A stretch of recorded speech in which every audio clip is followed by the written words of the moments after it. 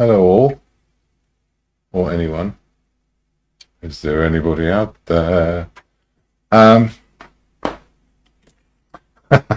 that's quite pertinent, isn't it? What with the Halloween theme to be saying, is there anybody there? Yeah. Well, I have before me. Oh, bit of adjustment.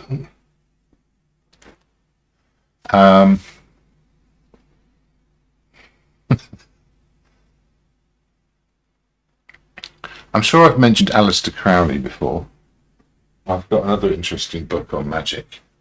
Always had a bit of a fascination with the occult, purely in the sense that obviously I think it's all bunk, but it's fascinating what people will tell themselves, what they'll allow themselves to believe. And yeah, I guess that's the nature of magic and all things spooky, is that it doesn't matter if it's an invention, it's an experience that people have, and perhaps, you know, a sort of an inevitable product of being a conscious being. Perhaps the magic is the secret to life, and even if it's all made up or inside our own heads, in a sense, doesn't make it any less real. Well, it does make it less real, of course, but it's a real part of our experience, nevertheless. And do a bit of cleaning up of the palette. So yes, this is interesting from a lighting point of view. I might even go for a bigger canvas here. I've yet to make up my mind. That's a possibility. Got a bit to get on one canvas as well. Yeah, at the same time, I don't want to overcomplicate things. There's a lot here, but I don't want to do all of it in high detail. So, yeah, so I was going to say, if anyone can guess what the book is, you win the painting. Guess the book, win the painting. The painting's yours. Do I get to play? If you like, you're not allowed to pick it up. I want the exact title, though. Oh, James, we can't get the chat on Restream. The web page, chat Restream, blah blah blah blah blah. Might be temporarily down. Or moves to a new web address. That's really fun. Thank you. Yeah, tell me. You can do a refresh, or hop between Facebook and YouTube. No, refresh. Control Alt Delete again. Yeah, good old computers. Yeah, lovely. Did you have any sort of rituals for your Halloween, James, as we're going down the Halloween route? Other than the sort of it's, you know, the family gets together and, you know, the Ouija board comes out and all that kind of thing. Mm-hmm. But you think I'm joking? Conjure up great Albert. No, because it's all nonsense, you see. So you actually can't do that. Quite simply, it's all bloody. It turns out you can't summon the dead. Yeah, I'm sure there's some apocryphal stories. I really like the mediums. I actually I went to see one a while ago. Are you a spiritualist? I had a live performance in front of loads of people, and I just love the ambiguity of the questioning of, is there somebody's mother in the audience who was called Doris? And well, yeah, because it's a really old school name. Yeah, and also there's a lot of people here.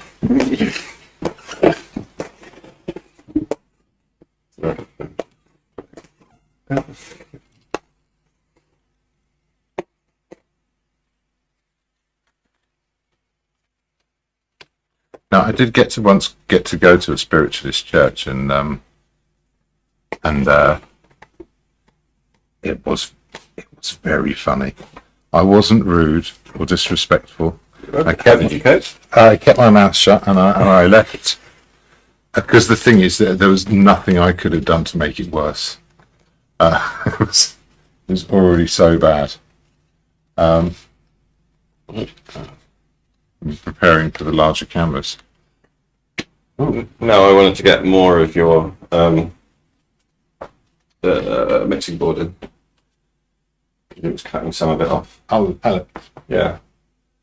Yeah. Yeah, otherwise known as palette. Otherwise known as a palette.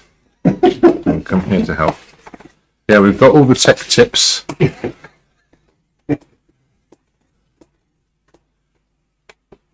All the jargon. It was amazing at this sort of medium thing that I went to though, because so many people that were getting totally enthralled by it, and That's fascinating. yeah, It's a very odd thing though. There is I think there's a lot of people, they know it's not real, but at the same time the experience of it is meaningful to them.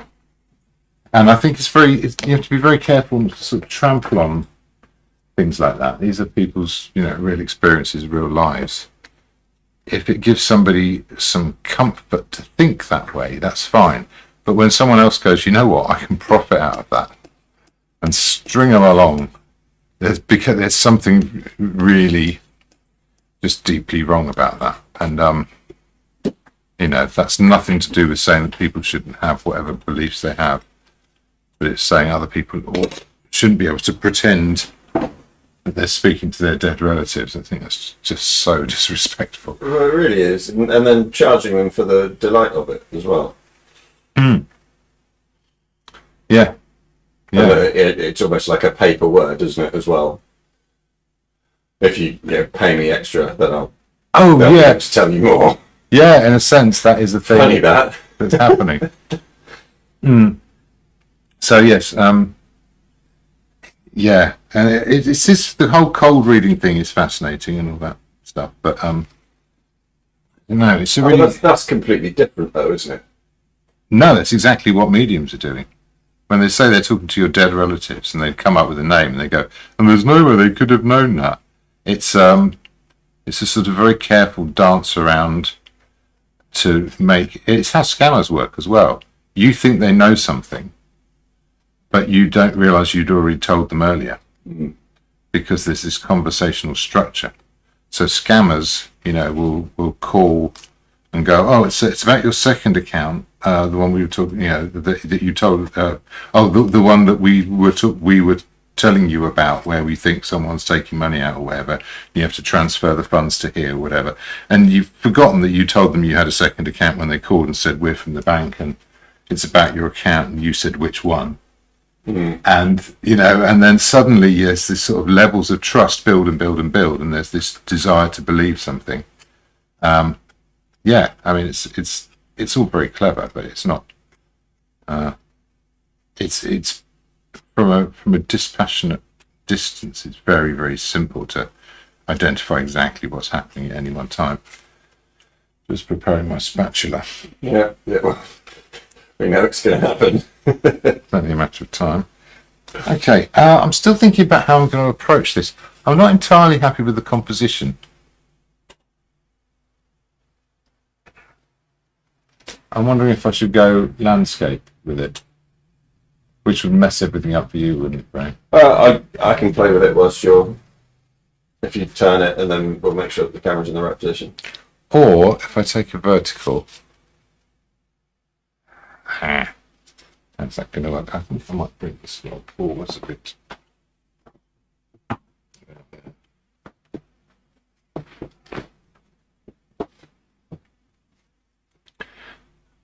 Yeah, and then the pumpkin's more like a coloured backdrop.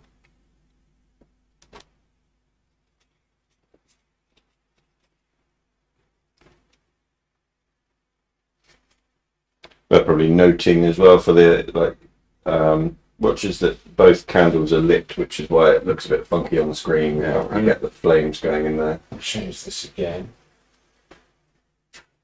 Does that look? That's pretty good.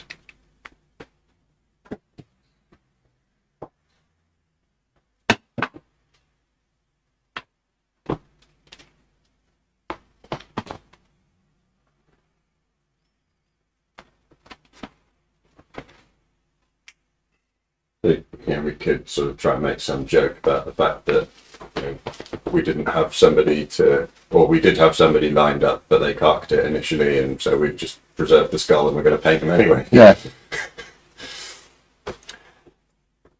That'd be fast work, wouldn't it? Invasion of the Body Snatchers, or what was it? Was it Dr. Crippen? I was just trying to think. There was a duo, wasn't there? There were. I can't remember what the names of them were. Yes, they were quite famous for stealing things from. Wasn't there a comedy sketch that was done? I want to say it was. Trying to think of your favourite comedians. Dick Emery. Benny Hill. Mitchell, what's his name? David Mitchell. Oh, okay. As body snatchers. Yeah, him and somebody else was a body snatcher. I think it was him. I'm not entirely sure, but. Well, that really led somewhere, didn't it? Hold on. Okay. Well, I started being rude to you already. Try and save it up. We're 5-10 minutes in. It's 10 minutes in. Okay, I am going with going with a slightly greeny black here. I'm going to just chuck this on and then try and carve out some lights, because it's Halloween theme. It's all about the darkness. So yeah, the Ouija board thing is interesting. I was chatting to my friend Steve about it yesterday. That because it was never really an occult thing. I think there was always an element of that in some people's minds, but most sensible, right-thinking people knew that it was just this sort of like a parlor trick kind of thing, but entertaining and obviously something unconscious. And so my grandmother had a Ouija board that was made by Waddingtons or something like that, and it was just in a box like the rest of the board games, because that's what it was. Brilliant. And I have a very strong memory, and I once did a big painting of it, of my mum and her twin sister sitting at the Ouija board in my grandma's house when we were kids. And once the twins were on it, it was whizzing around. Extraordinary. And it was quite fascinating, really. There was this sort of... Anyway, but the whole thing about the Ouija board being something occult didn't really come about until the Hammer horror film, The Devil Rides Out, 1973. And there's this sort of bunch of middle-class people sort of end up becoming devil worshippers or some nonsense. And and that starts off with a Ouija board, and that's where all the trouble begins. So I'm going to be a bit more careful what you do at your dinner parties. I think that was the moral of that story. Let's give the interruption. Anne Solomons has supposed to said, "Hi, it's nice, it's portrait painting again." Well, I suppose it is. Yeah, with a skull. Yeah. So this is Tony. Yeah. That is his name. I didn't name him even. It's short for Skeletoni. I know, terrible, isn't it? But like I said, I didn't name him, so I'm bearing no responsibility for this at all. Otherwise, it's a skull, and you've named it after two other parts of bodies. Yes, a very good point. Yeah. Yeah. I mean, I could call him Tony Hancock, couldn't I? I was going to go down that route, but I thought that you'd be like, "That's vulgar, Graham." Honestly, it is. That's what more of you. It's my prerogative. Well, no, I've lowered my expectations considerably by now. It's my show. Hopefully, I mean, that was meant to go under the radar. You see, thought I'd just get away with that. Yes, so I call him Cheerful Tony because he's always smiling. It looks like he's in a good mood. It's surprising considering his condition as well. Yeah. Well, he is made of plastic. You can take the top of his head off and look at the space where his brain would go. It's quite fun. I'm going to move everything over a little bit, including that candle. I'm going to put it around here, somewhere around there. I'm going to put the bottom of it around there. Okay, now I've got some triangulation. Thinners. This will be the last of the thinners for this painting. You know the hollowing out of pumpkins came from? People eating pumpkins? No, it was a time when men went out of an evening to do something or other. I can't remember the full bit of the story. It's going to be a bit of a botched story. So I'm already just gripped by absolutely your oratory. But it was basically the women folk of the village where this the blokes had gone out of an evening. It was a stormy evening. They took pumpkins that they had because it was autumn, hollowed them out, and basically put candles in them and used them as lanterns to go and search for their husbands. Okay. So what, the men take all the candles with them when they left? No, but it was because it was a stormy evening. They had to put it into. Oh right, so okay, yeah. So wind and rain didn't kind of get to them, so they just used the hollowed out. And yeah. Cool. Now I'm going to use a bit of green now. Last week's green. So is the depiction of what's on the canvas slightly how your mood is? I'm in a pretty good mood, I think. It's doing a few negative spaces. Let's put a few bits and pieces in there. I am wanting to play around with stuff a little bit, I think. That's sort of there, that's here. That's something like that. Quite know what that's doing. So, family, did you have any traditions when you were growing up on Halloween? Did you do the carving of the pumpkins or anything along those lines? No, we didn't really. Yeah, I think there was a bit of a mucking about with it. I remember carving pumpkins. I think anything crafty, and I rather got my teeth into it a bit too much, you know. Was your pumpkins always the most intricately carved designs? I used to have a bit of fun with it. I don't really remember too much of. Again, it wasn't like a big thing. It wasn't like Christmas or New Year or any of those other sort of standard celebrations. There might be a bit of scraping on this later on, but to begin with, if I can get some of these.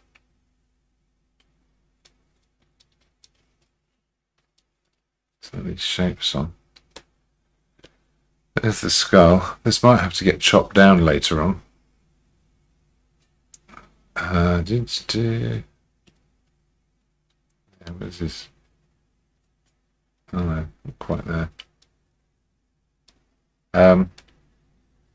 Yeah, so the top of this canvas might be a bit redundant. I think it goes nicely into a square. I think I might get on that as I go along. And just to get that. Okay, do a bit of lining up here. That's the edge of that tin. All of this is going to move over. That's in the wrong place.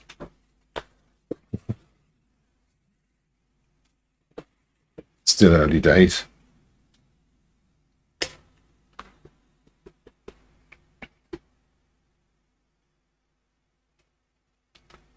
Okay, a few little bits and pieces. Stuff to think about.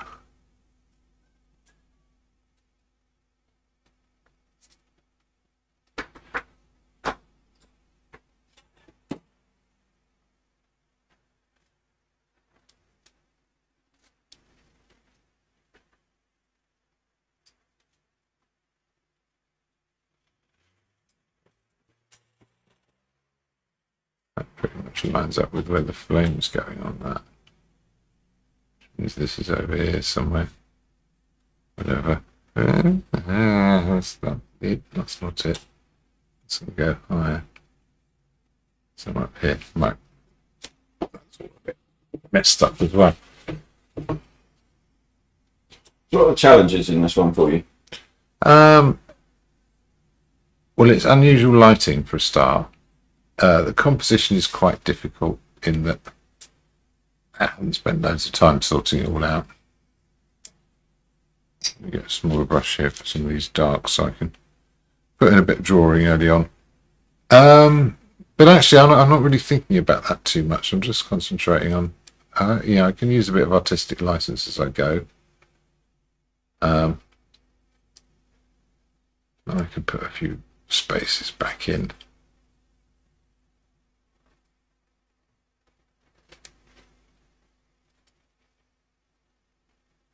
So that's a nice negative space there.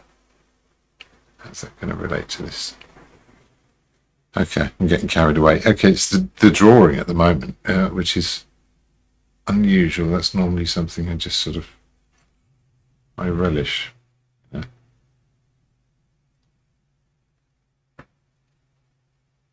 Okay, now that's about the top of that.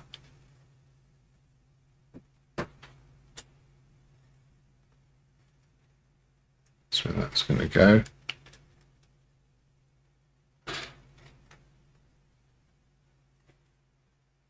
Top of a pumpkin around there somewhere.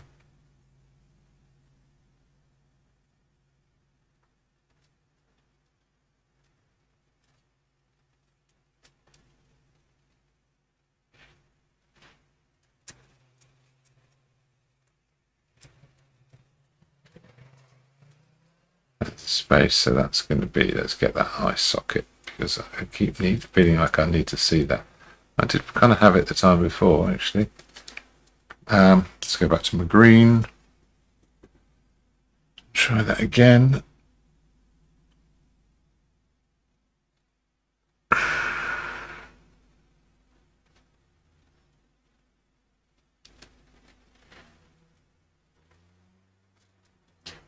Does it make it more difficult when there's two lights of different colours? Yeah. Rather than it being just a plain white and an accent light. Yes, the green is going to change things, but it doesn't matter too much. The thing is, as long as I identify where what light's coming from, having two candles is tricky because there's a lot that, so I've got 4 light sources in this, and that does, but the biggest enemy is thinking about it too much. Okay. As long as I don't think about it too much, it'll be fine. I'll just concentrate on the shapes. So some of this green I'll go over with yellow. I'm going to need an orange as well here. I might get a bit of that going. A bit of last week's orange. That's fine. So put some warmth in here. Maybe some down there as well. And yeah, there'll be a little bit there. Oh, that's interesting.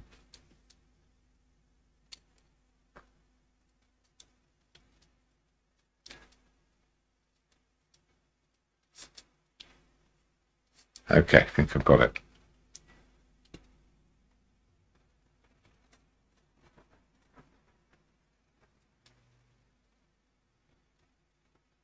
Goes along, that comes in here, that's jawline. Okay, I'm still on the screen, but it's okay, it doesn't matter too much.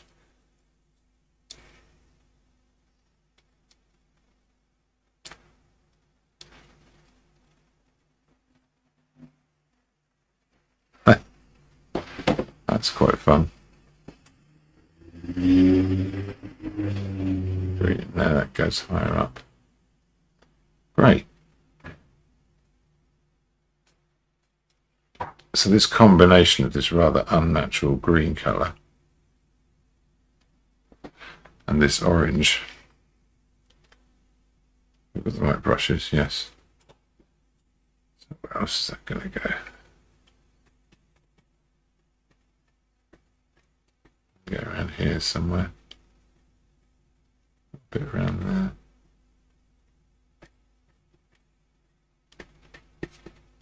I really like the contrast of all of those on the black background. I think it looks amazing. Yeah.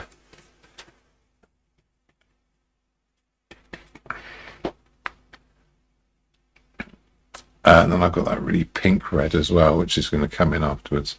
But again, this is just sort of like a filler colour. I'm not putting any of it on very thickly.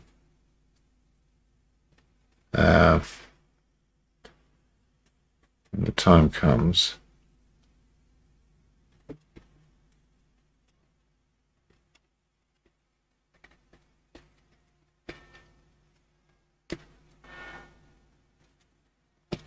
yeah, I'll be able to do something with that. So again, I'll put some of this around where the candle flames go as well. There's some here. It's probably too thick. And here.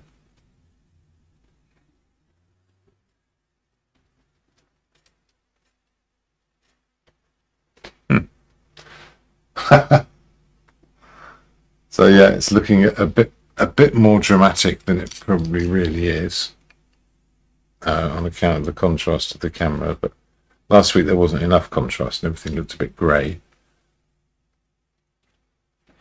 So this week there's a bit more, but once the colours start to turn up.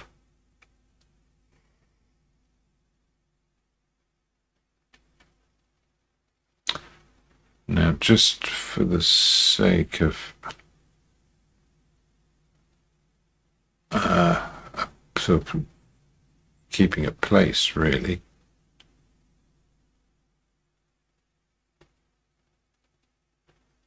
let's have a little look at this. Actually, none of that red's going to get in. There's a little bit back there. I've got some of these sort of rather... That's completely the wrong place. My drawing's way off here. Not happy with that at all. It's coming from the other side. Put a bit of that down there.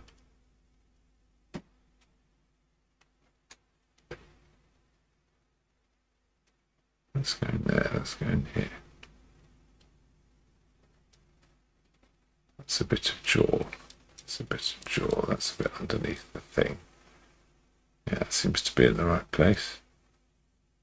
No, that's too high.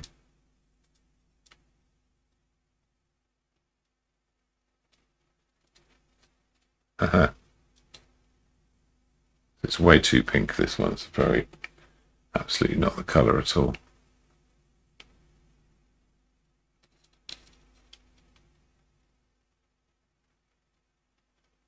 Okay, maybe that's all right.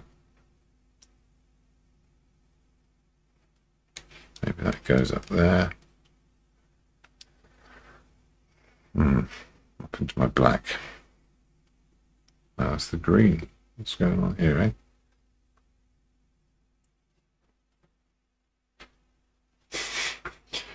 Josie's message in, looking suitably spooky. Nice to see Tony again. Yes, there he is. See? He's got his own following. Maybe Yeah. needs his own Instagram account. I imagine he probably does.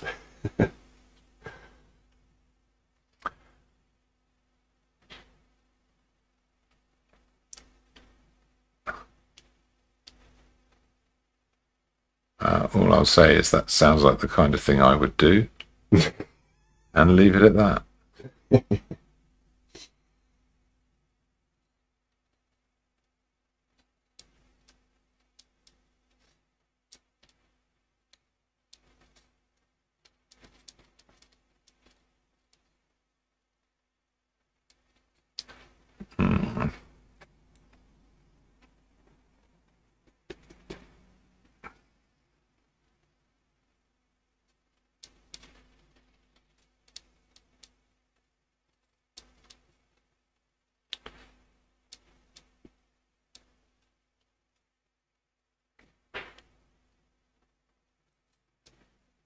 Okay.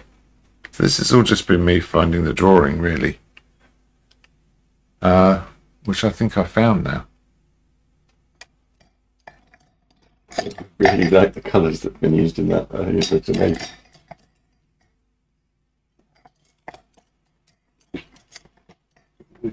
Clean.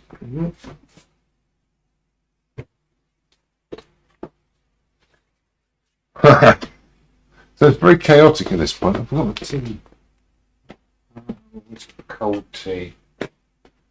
It's very chaotic at this point, but now I can really start mixing up some colour with a certain amount of confidence that that I can get it.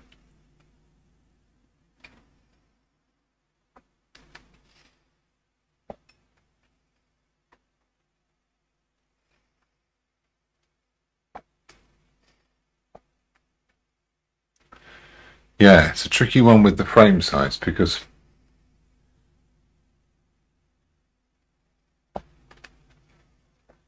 I could do with I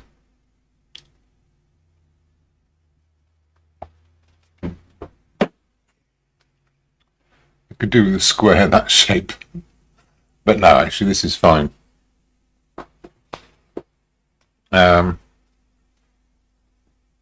Where's my What are you after?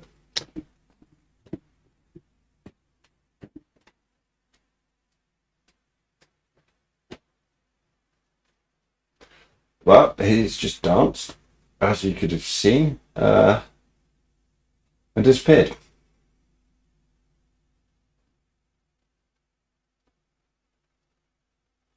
Brilliant. I'm sure he'll be back. kitchen towel? Ta-da! Right. I guess I'd better do some mixing. So I'm going to go for some slightly exaggerated colours here. And if you want an exaggerated colour, Viridian, in this case Taylor Cyanine Green, it's a perfect ingredient for that. It's a bit of white with that.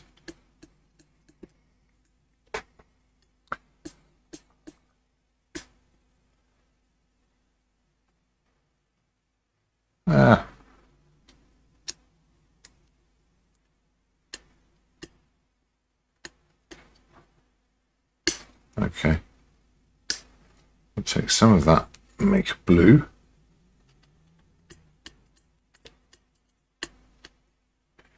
It's going to be quite unnatural. It takes Slightly less chaotic this evening after last week's Pack Monday. Yeah, that was a bit mad, wasn't it? It was good fun though. Yes, well, I think it's pleased as I was with the Dolphin Balloon and TARDIS. I don't think it really lands with audiences who don't know what Pac-Man Monday is. I did really enjoy the fact that we've now got it in the shop. Oh, the balloon. Yeah. Yeah. It's you're welcome. Yeah, sorry, I should have asked, shouldn't I? But well, I didn't. No, that's your side of the shop, so that's fine. Very generous of you to let's see it that way.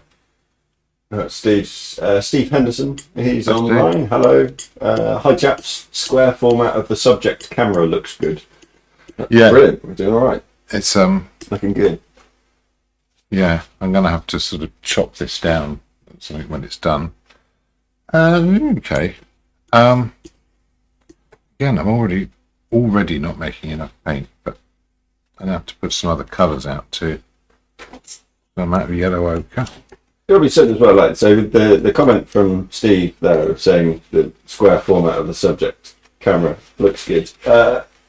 What do you like? What do you not like? Because, we're trying to do this so that we get people that will come and watch, and we are. You are. All right, well, yeah, that's what you've asked me to help you with. Yeah. And so anything That's a good point. I did ask you that. anything that you like, anything that you don't like, it's worth just sort of messaging and letting us know, and we can then either do more of it or less of it. And I'd be really interested to find out what people actually want to watch, basically. What would make it more interesting? Different painter.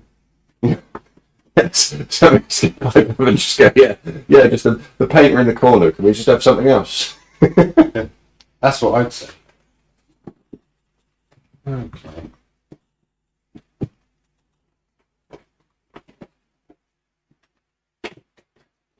I am looking forward to having another portrait going on where we're chatting. I think that's a lot of fun. I think that's the future that I'd like to use this for. I like painting people. Yep. I like to just do it for its own sake, which is sort of what the live stream was meant to be about. It wasn't about entertainment so much as a discipline of just every Monday just doing it and using that to make something that was interesting in its own right without any thoughts of anyone else's idea of what success is. There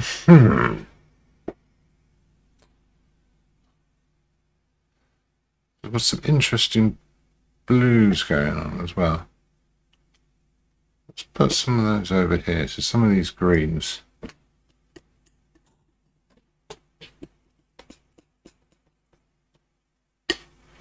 Now if we put some of this grey into it.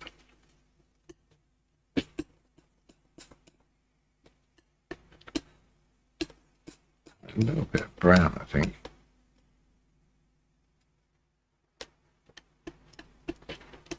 Okay, that's a good colour. This one where it goes a bit yellower. Some of that yellow ochre.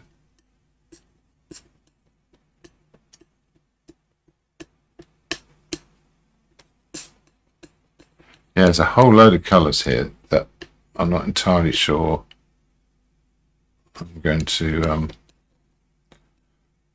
actually need or use, but they're giving me a context. Is this right? There's a sort of brown here.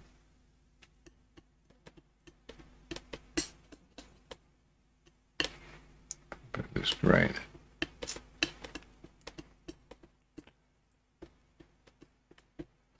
But tonally, that's the same as that. Should have got some mixing white instead. Okay, now we're talking. So I guess I might go with the skull first, or maybe I should get these orange colours first. Steve writes, maybe you could try contacting Tony for an interview.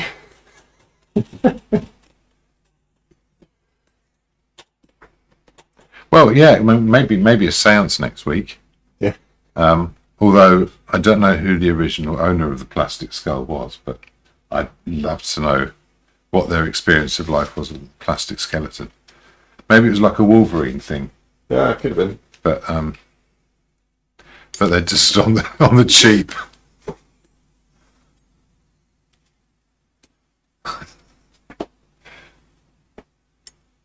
We didn't have any of the special metals, so we just used polyethylene. Basically, now you've got a skeleton of recycled milk cartons. I'm going to be doing some perceptual mixing with this. The other thing I'm going to need, probably plenty of. I don't need some cadmium red. That's what I'm going to need. Now, you can usually identify the cadmium red because it's entirely wrapped in kitchen towel. Because it's more interested in coming out the sides of the tube than the end. What's that happens? Ah!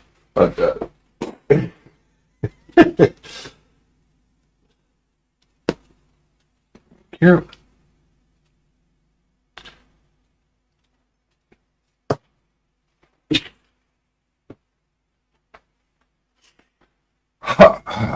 And I'm calm. Okay, so I've got this rather interesting crimson-y colour at the side of the pumpkin. Put that there. Got this very bright orange, which actually is going to be mostly made of this yellow. The centre of the pumpkin.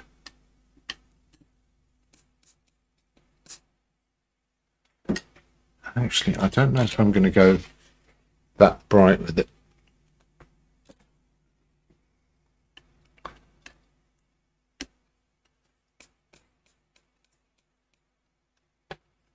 That'll do for that. Yeah, definitely need a bit of this. A bit of white to it there.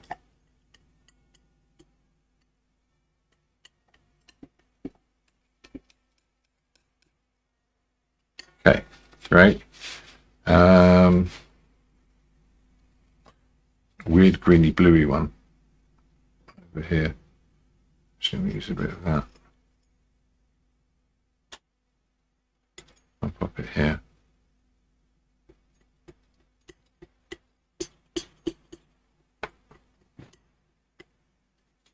Yeah, it's a pretty good colour.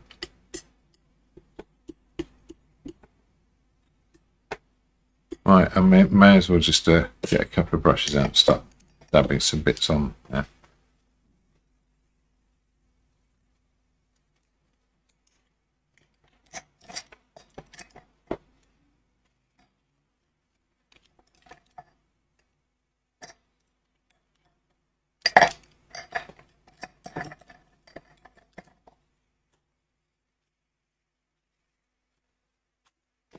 Okay. Should we go with first? I'm going to put some of these reds on in places where they go. That's going to be taller.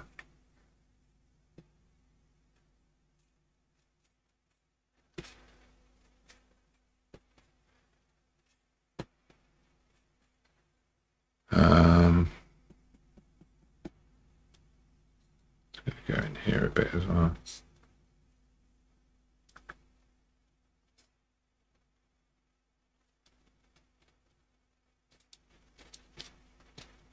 Again, this still isn't proper colour, it's spreading out too thin. Oh, a bit in here.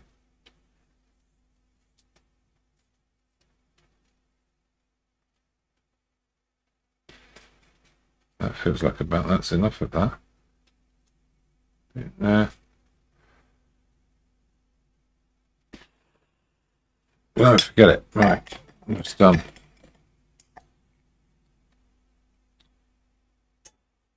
I wonder how this is going to look.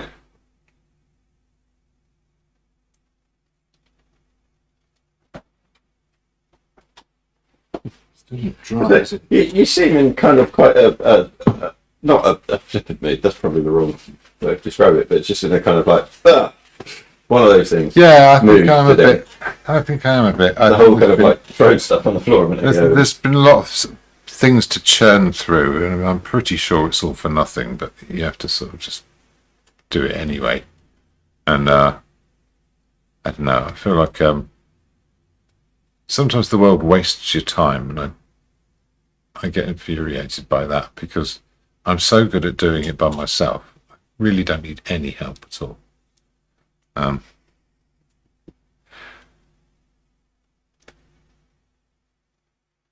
Okay, there's a line there. I'm going to put it in, this little fine line. I'm going to put it in early.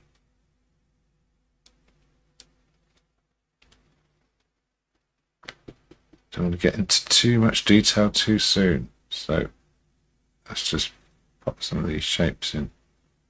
I'm going to load even more paint onto this brush if I'm confident about the colour. And that's the colour I'm using. And it's got a bit of an underbite toning.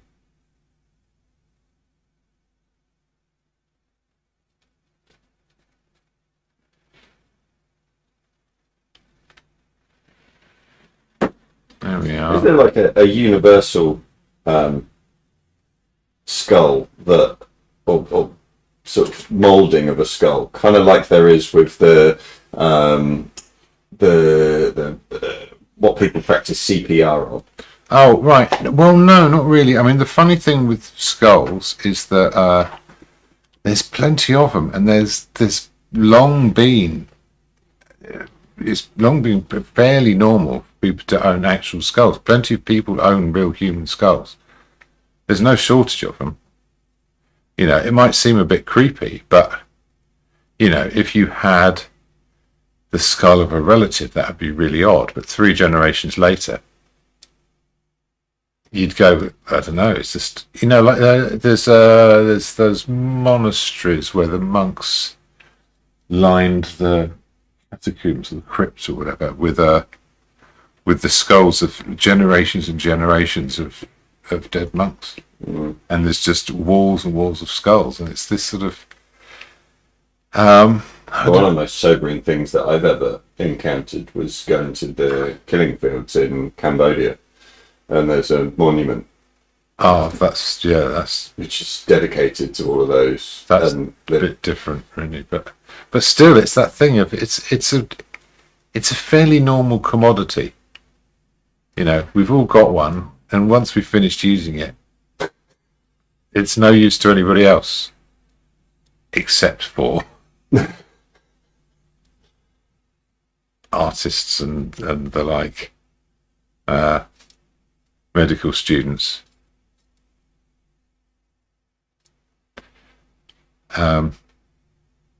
Yeah, I mean, when anything attached to sort of a story, if there's a name, and I think that as objects they deserve some respect, but they're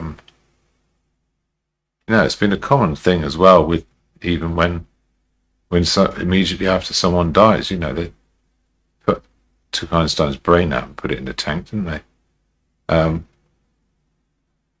They preserved Lenin and displayed him in a glass case for many decades after he died.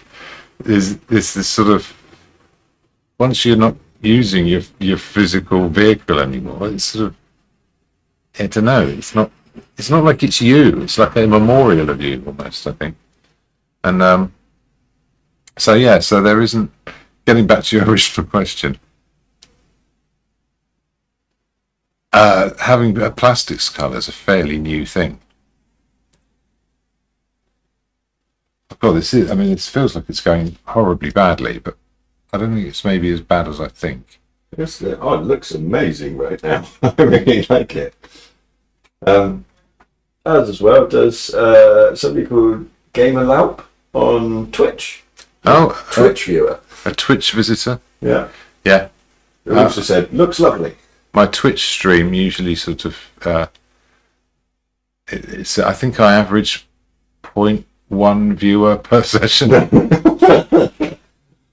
You being generous, James. Well, no, I mean, it's not bad, because that means whoever's there is hanging around for at least, about a minute and a half on average.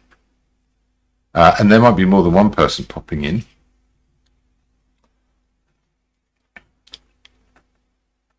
Okay. Oh, yeah, they've started following us as well, so there you go. Oh, that's nice.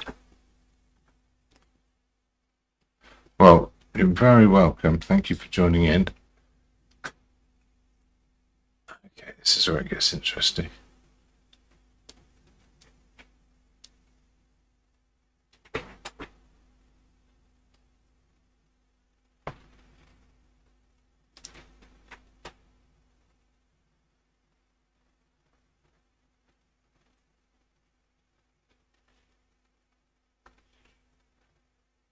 Oh, there we go. Yeah, this green is a lot stronger than I thought. It's I'm already thinking about what I'm going to use the spatula for. Spatula time. It needs its own music, I think. Yeah, maybe something a little bit like like AC/DC doing the Tijuana brass.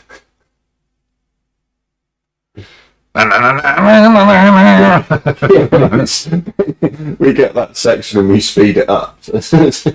Really bashing the canvas with it. Mm. Okay.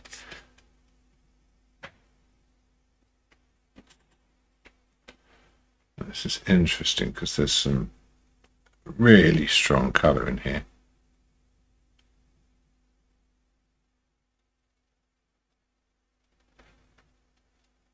But I'm not quite getting the thick paint on yet. I think I probably should be.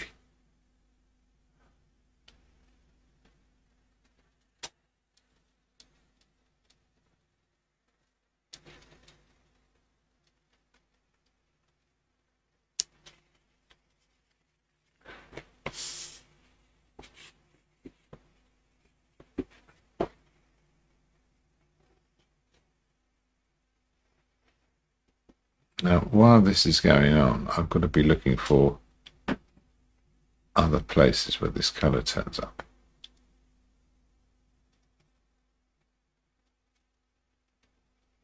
It's definitely in here. And here. There's that vertical line which I pointed to earlier.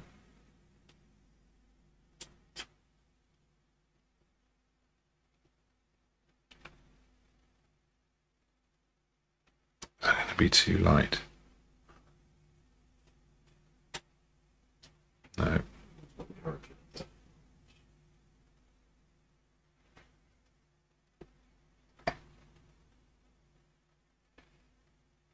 So any guesses on what the book is yet? That's the interesting one. It could be Aleister Crowley.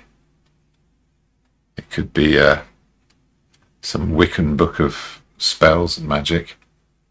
I'd be interested to know what people are guessing at. That's not right. That needs some more colour as well. So yeah, do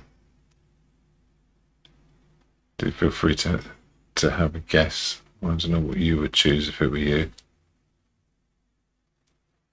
Yeah, what book would you use for your spooky Halloween seance? What would I use? Well, or what would anybody use? What would anyone use? But also, I'd be interested to know what your choice would be, Grant. I don't know that many kind of spooky kind of. Well, then what do you know? And out of the things that you do know, which one would you choose? It's a simple enough question. Stop making a big deal about it. Answer, Matt. That's not right. This is very tricky.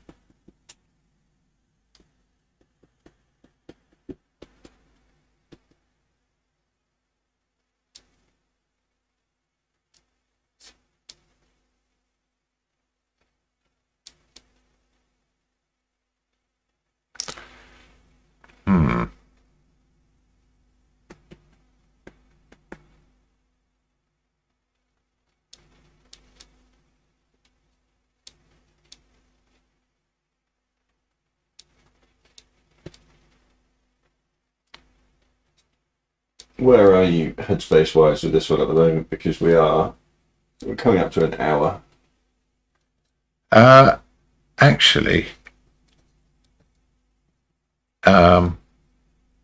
it's going to start coming together. There are some things wrong, but I'll sort them out then. Yeah, that's what I'm doing.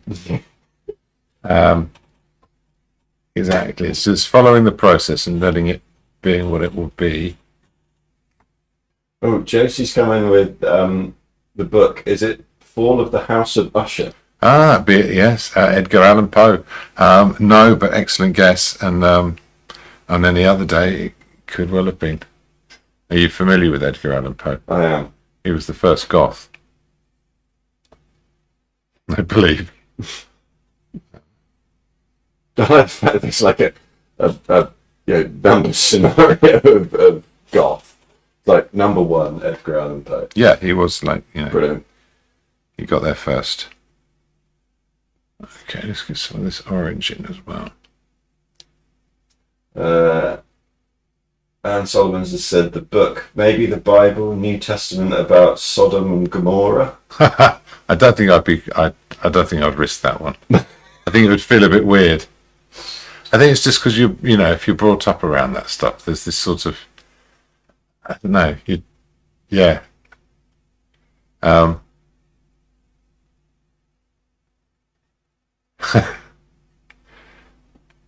That's slightly tickled you, that, isn't it? It has a little bit, and there's a whole other thing happened in my head. Oh God. Well, Sodom and Gomorrah was a kind of a morality thing, but it's where all that sort of the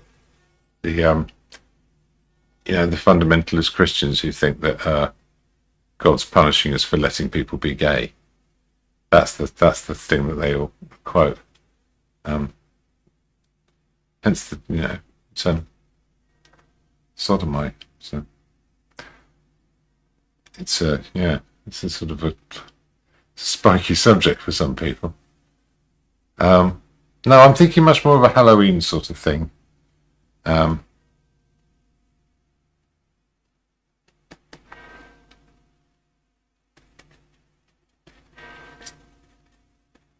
That's interesting.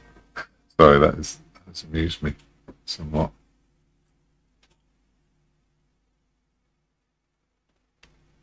That could have been a barbed comment aimed at you, Graham. You got people now ganging up on me. Yeah.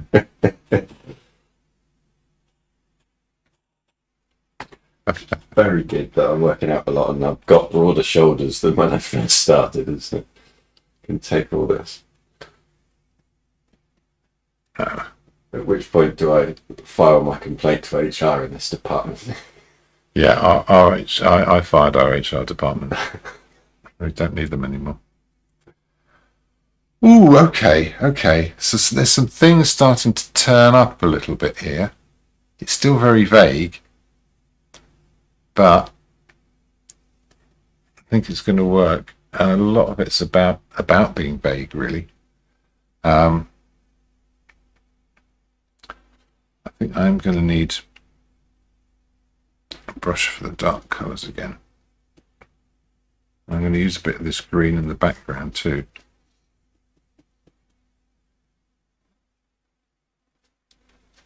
Especially here. That's kind of interesting talking about the first goth. But considering the gig that I went to last night was packed full of them. It was amazing. So many different creeds of people out there. It was a wonderful, wonderful sight. Yeah, I was always kind of fascinated by the goth thing. Because I've always felt like a bit of an outsider. And yet, the people who are into sort of goth stuff, it seemed like it connected them to people and gave them friends, and they'd all hang out together. But as far as they were concerned, they were just hanging out with other people who didn't have any friends, which it didn't seem to me like they'd really committed to it. Well, what's really interesting sort of cheating, isn't it? Hanging around with other people with no friends. That sort of solves the problem, really. It's not like... Yes. No. Oh, that's very nice, Anne. She says, already looks very nice. Oh, thank you. There's plenty of time to ruin it yet. The teeth thing is going to really disturb me, and obviously they do need to be there, but they're part of a whole skull. So spatula time. Spatula time.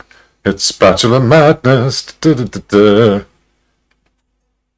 Yeah, no, spatula madness is when I probably go bonkers with it, and that's not what's happening now. Yeah, For the House of Usher. I remember having an Edgar Allan Poe book when I was a kid, and it had all those different stories, and I remember, and they were illustrated, and I remember being haunted by this image of this man being bricked up into a wall. And it's that whole buried alive horror. Mm-hmm. The Victorians had a tremendous fear of being buried alive. they used to have little bells arranged, for after they were dead and buried, a little bell with a string that would go down into the coffin, just in case they woke up.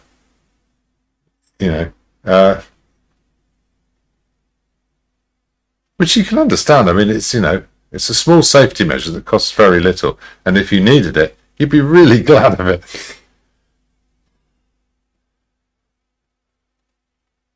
Wasn't there a thing of a hotel in the States where people like bricked up into walls by the owner? Don't really want to think about that. It's kind of horrible.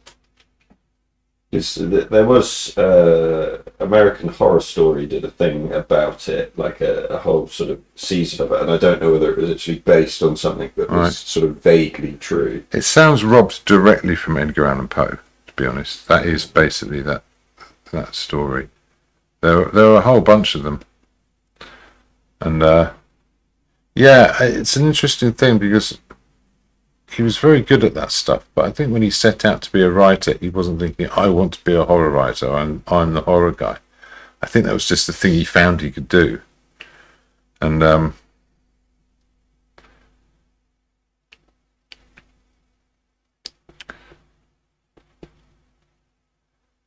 yeah.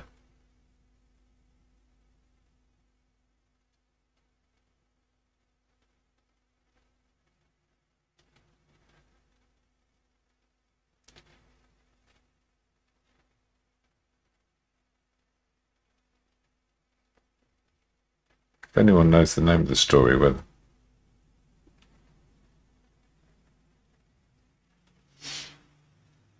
I think he's a joker or a jester or something.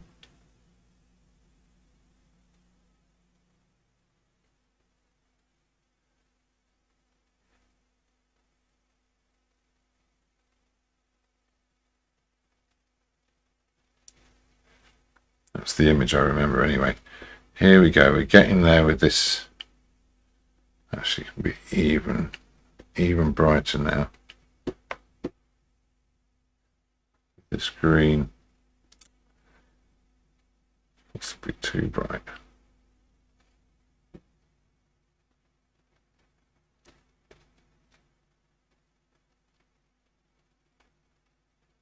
Oh, okay. Now I'm having fun.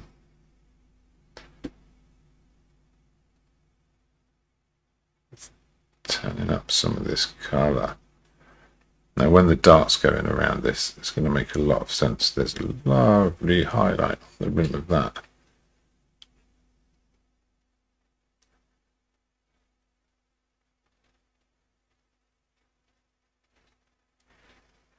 Okay. I'm going to get into some of these deep red shadows now. Are we gone past halfway? We've got 5 minutes until we're technically halfway. Oh, okay. Right. So I've got these warm colours. I'm going to start to jot some of those in, especially around here, because this is where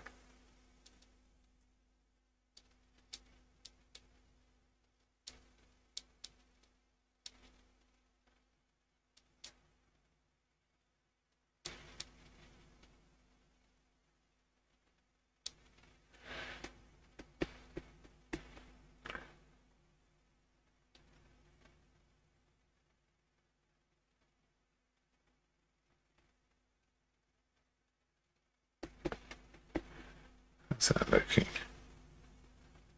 Yes, it's very difficult to balance around here, but that's okay.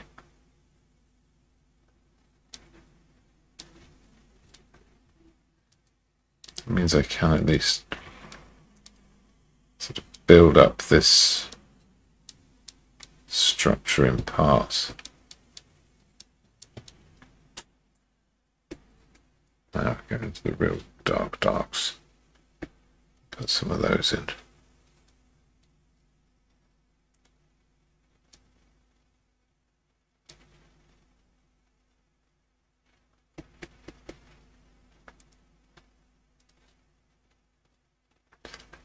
especially in here.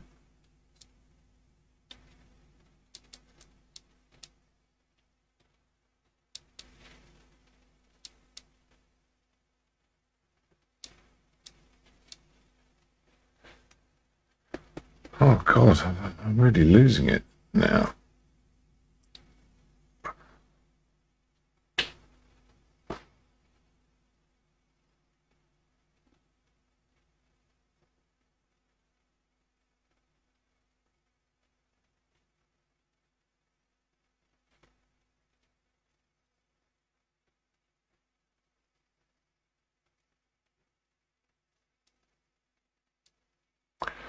Oh, I'm moving my head around.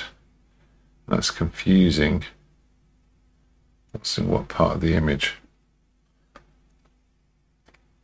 Okay, let's bring some of those lights further down.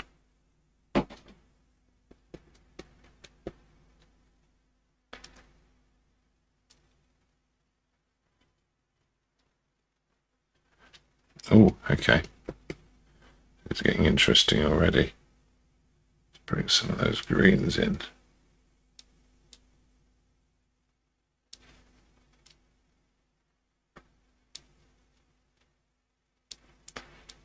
Tony's got great cheekbones, isn't he? Yes.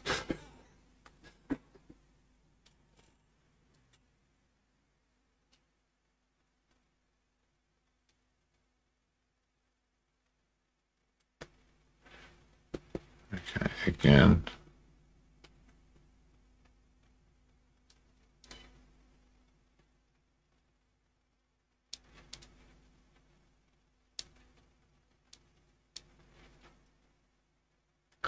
Okay, that shape, right, because that happens above there.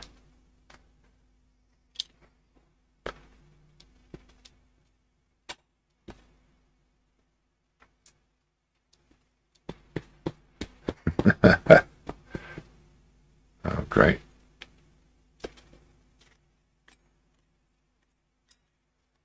There's a lump exactly where I want it. It's off. Right, I'm going to have to mix some more dark on here, but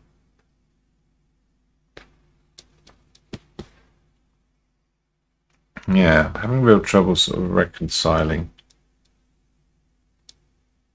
some of these shapes together.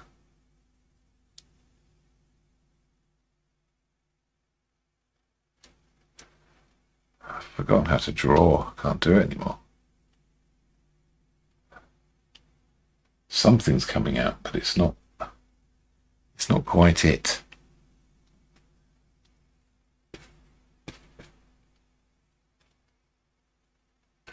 Seeing as we now are pretty much close to the hour as we're going to get, is it worth then quick 5? Yes. Reset. See what I'm going to do. Get some of this.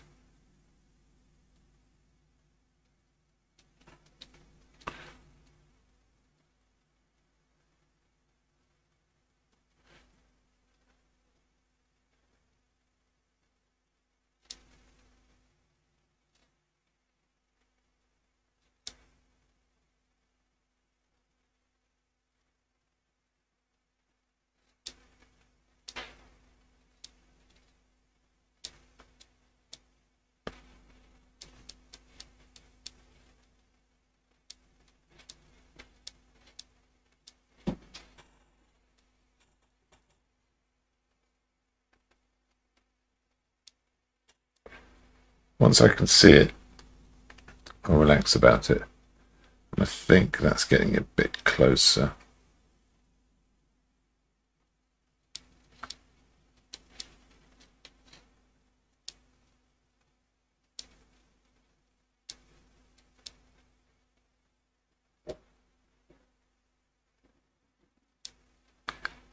You hungry, Graham? Yeah, a little bit. Got that from all the way over there, did you?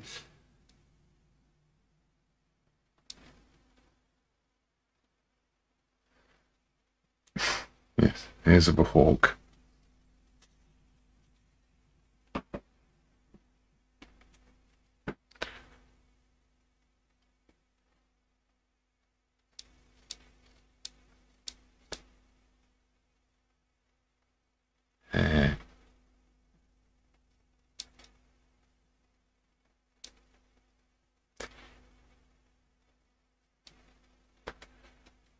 I guess that's let's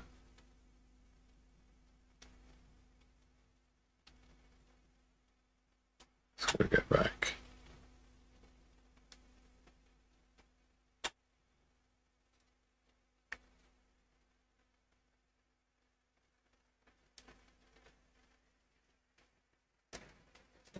Yeah, okay. That's probably a good place to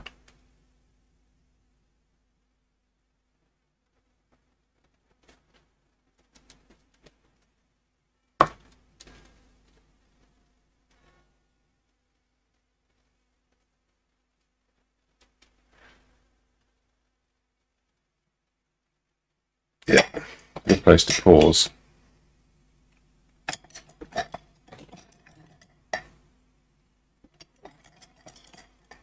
Righto. If these brushes are clean, and then come back to it. We will come back very shortly.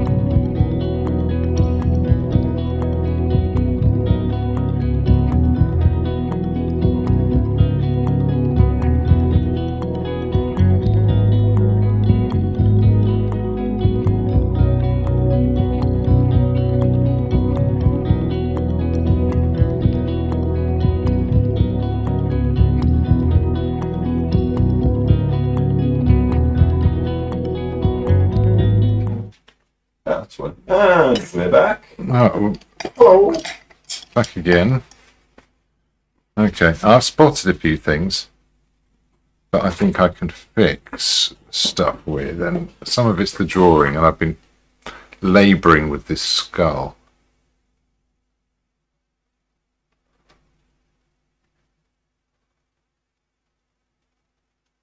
And it's tricky because obviously you're thinking of it as a face, so you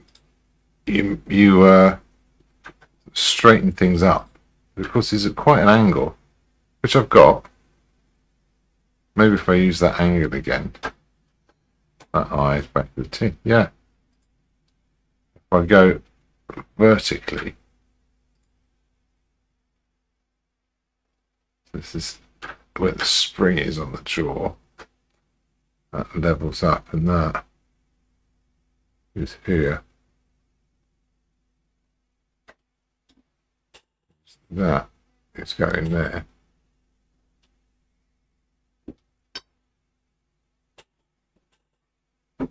I best check myself.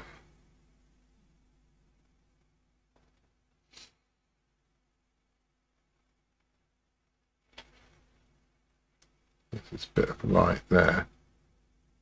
And the green's going to come back into it now as well.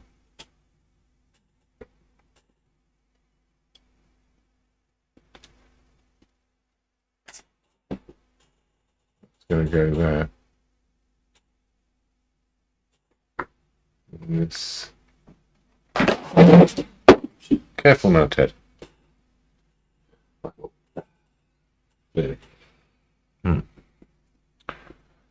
Okay, now before I sort of put the final lights on things like the skull and stuff like that,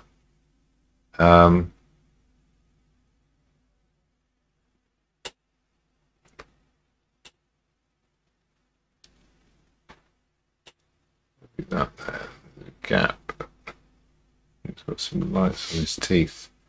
I really want to put them on. Maybe it's too soon.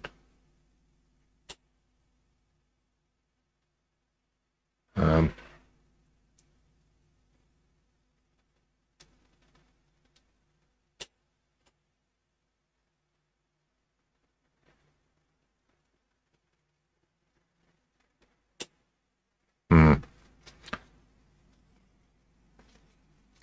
going to go a little bit bluer where the text of this book is.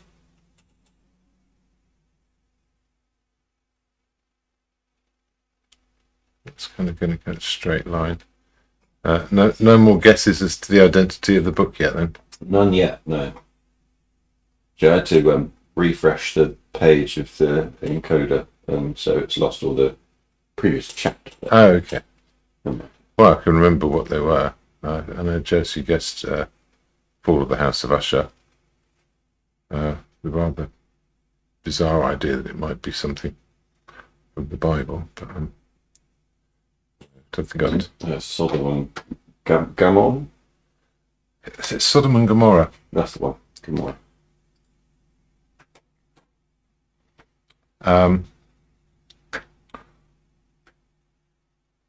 Ooh, here we are. Let's get some of this shadow into this candle.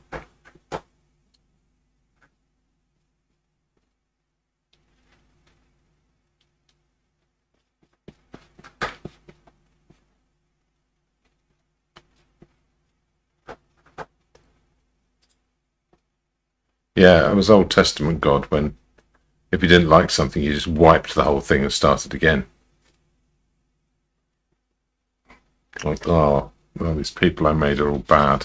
I know, I'll have a giant flood and drown every single last one of them. That'll sort it out. But you know, you chilled right out by the second one. Taking the chill pill. Yeah.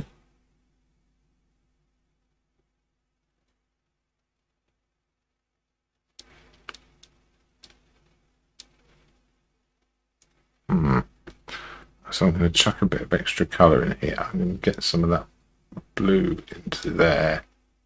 Got a bit under there already. Let's make it really dense here.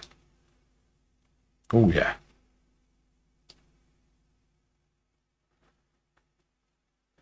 So this isn't really the genuine colour, but it's doing a job.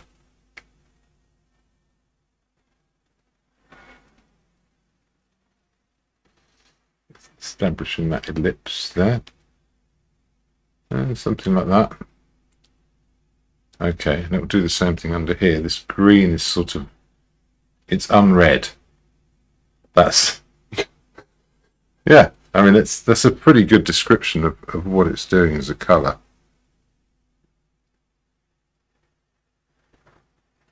I'll add a bit of alizarin to it. I can put some extra darks in there. Put a bit extra in there. In there. And down here even. Okay, yeah, that's all right.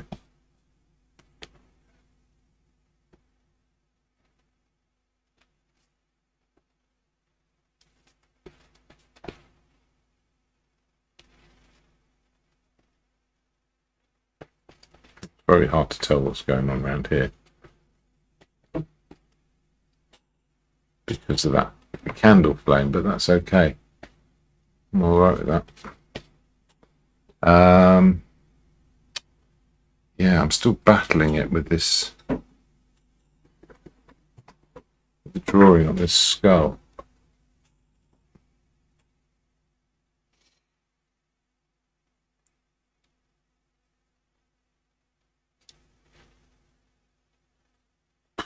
Okay, I'll come to those lights later on.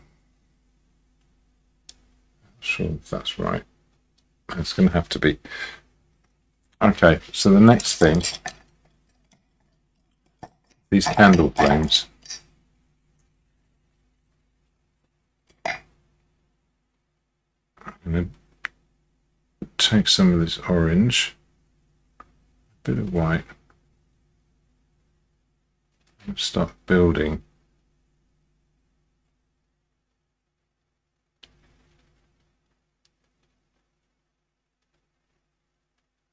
Some of these lights around here. It's probably too much. Yeah, it is too much.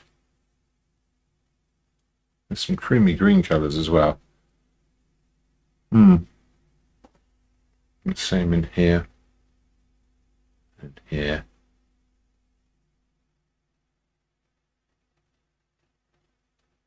Yeah, finish that ellipse off.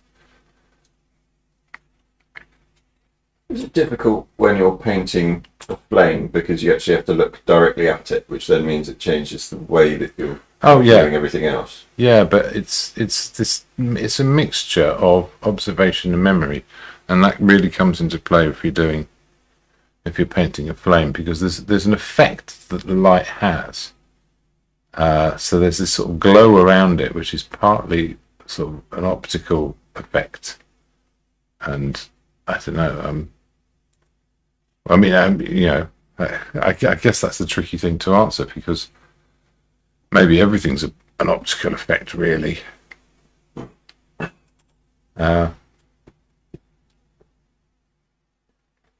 Okay. Right. Let's put some of this orange in around here.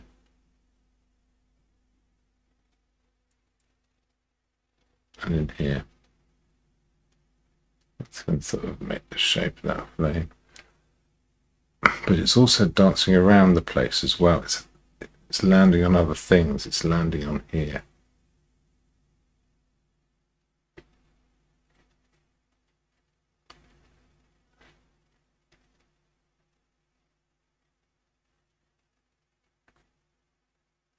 A little bit on here. Where else is it going? Let's pop a bit in there. So this will carry the highlights later on when they land. It's going in here a bit. A little bit on there.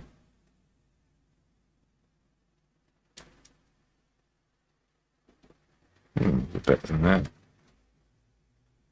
There's some. It's probably somewhere around the teeth and the gums.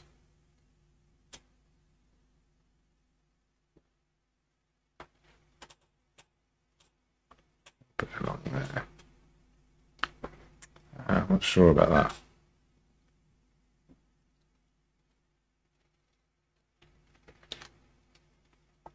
Actually, it's not travelling anywhere near as much as I thought it was.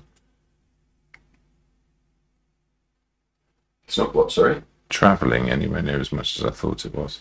Meaning? The lights, the orange of the lights. It's in there.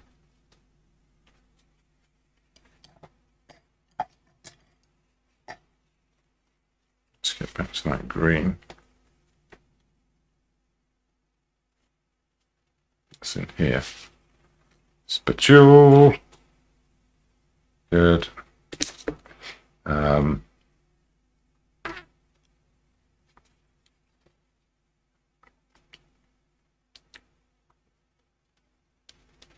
Sort of a yellowy light in there travelling around.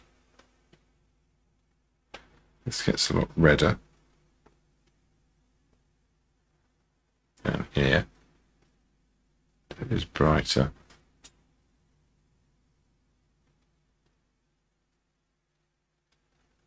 And in that reflection as well.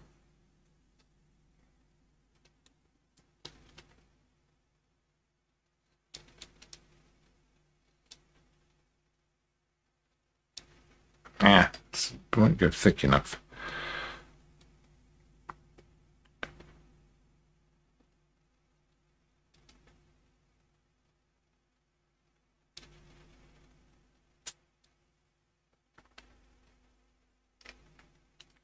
Be really dolloping it on here.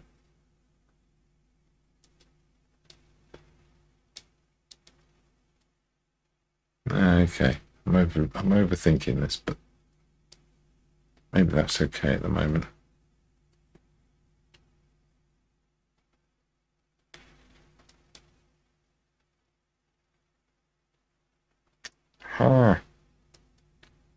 Maybe that jaw isn't in quite the right place.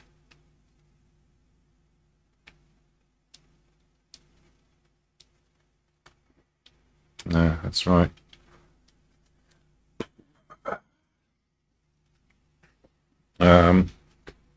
Make some more black.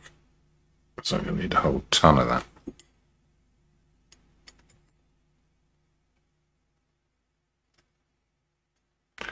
Right, that's no use.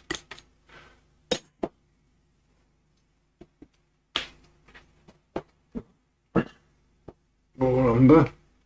More umber's good. Use more umber.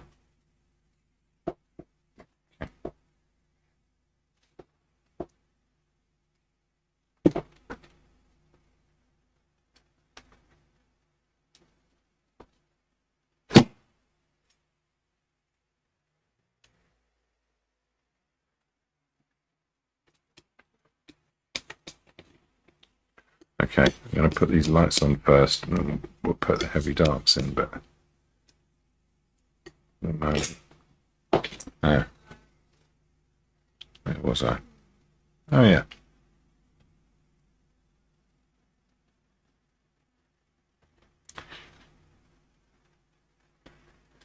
This orange colour. There's some green there as well.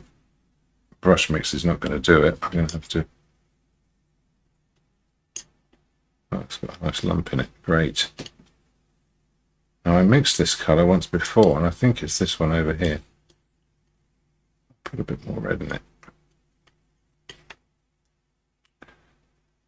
No, not that. A bit of this.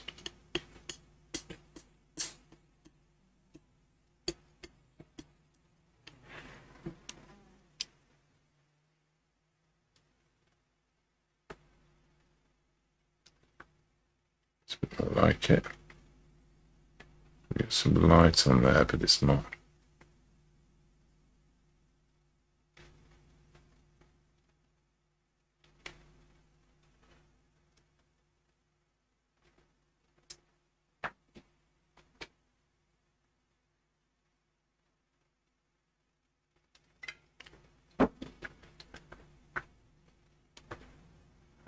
gone quiet again, haven't I? Ah! Not this at all.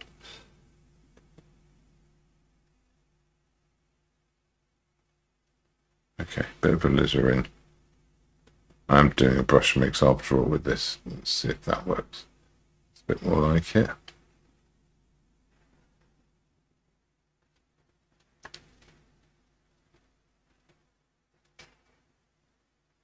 Goodness, it's really hard to make this work at all.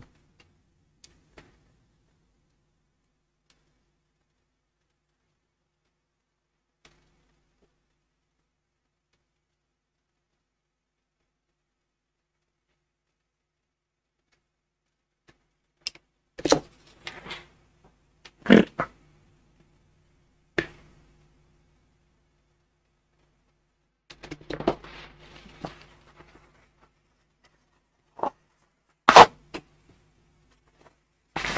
let's bring this back to the orange again now.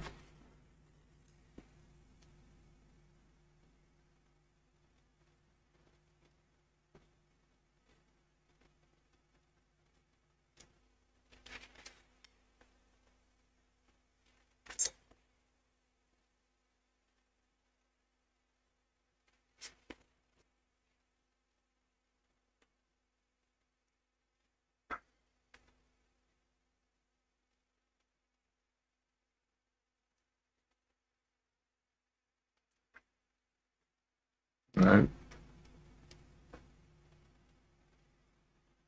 That's a bit more like it.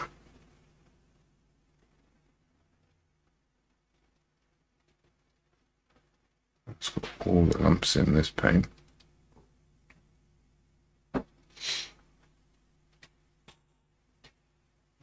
Top. Right up there. About here. So how are the courses filling up for your? Oh, they're well underway. Yeah. Yeah, it's going well. So yeah, it's nice to have so many people who want to sort of come out and make art and get involved and, you know, have that as part of their lives. It's a very rewarding thing, and it's very nice to see people finding it and hopefully finding a rewarding way of doing it, which is really what we're all about with that stuff.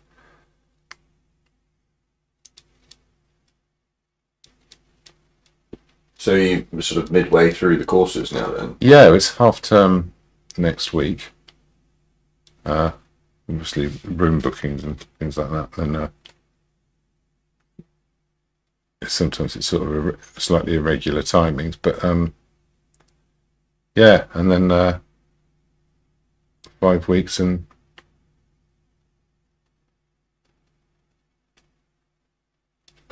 yeah, then it's nearly Christmas, isn't it? Mm.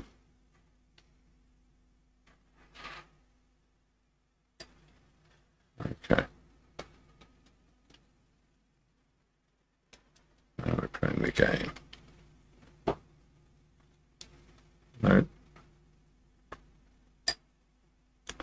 Got to be very careful with the colour here, because if I go too bright, the candles won't make any sense. It's got to look very bright without.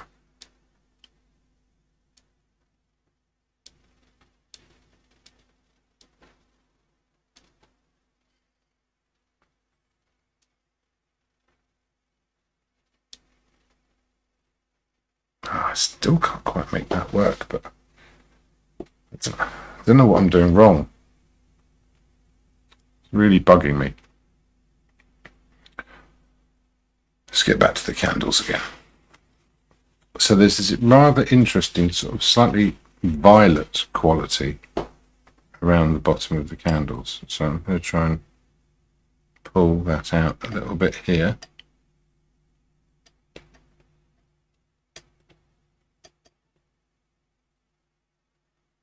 Around the bottom there. Maybe slightly in those gaps. This is also a colour I really haven't used yet. It's a nice antidote to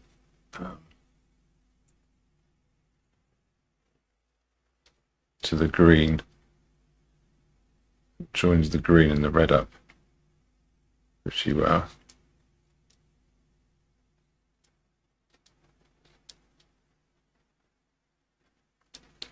I'm still overthinking this. If I close my eyes and blur my vision, it's fine. And then I open them again, it's all off. I don't quite know why. I think it's because there's still some highlights left to go. Let's pop a bit of that in there. Ah, it works.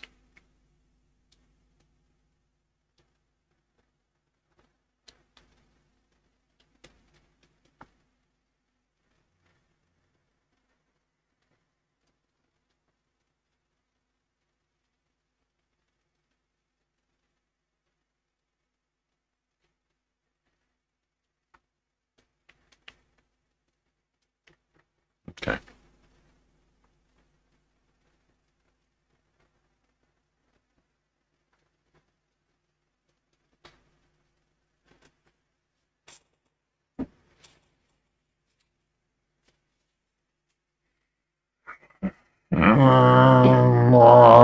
You're right.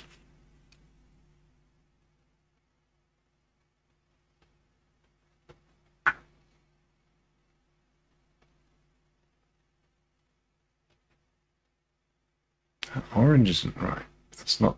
It's really not helping.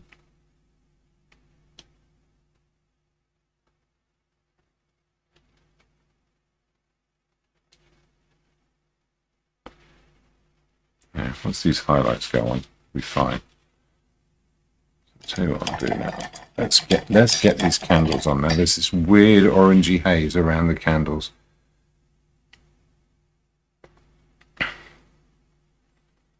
And it's not brightness, but it is colour.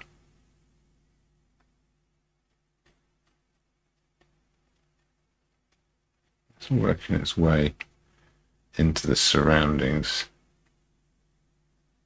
Especially with that one. You're right about looking directly at it. So it does something weird to your eyes.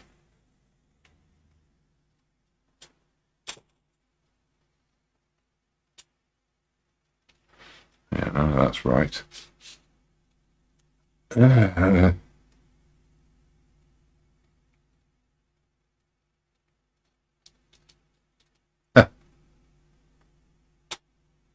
Okay, we've got a bit closer to this.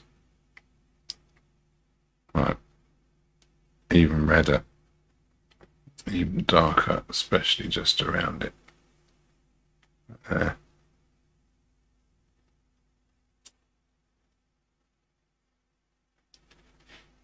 So this is sort of contrast to the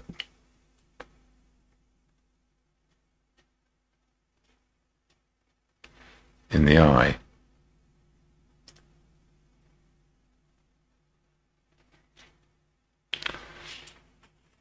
Guess that'll do for that.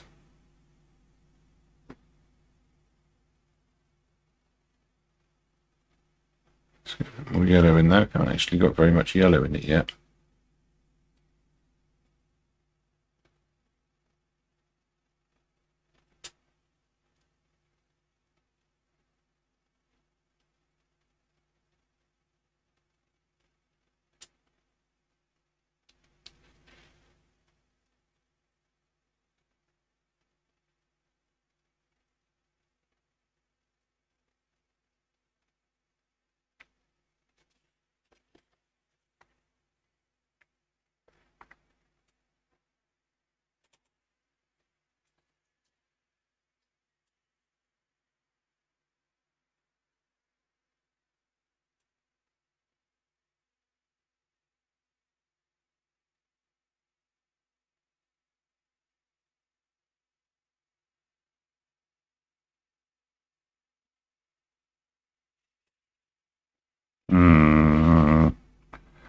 Back to that violet again, I think. This time with a bit of extra white in it. It's got this sort of thing going on around it.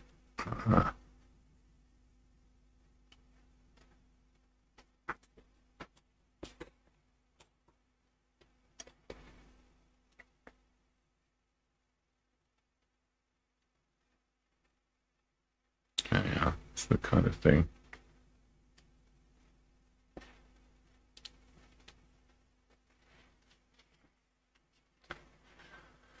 And the last bit, I guess, will be where it gets really bright.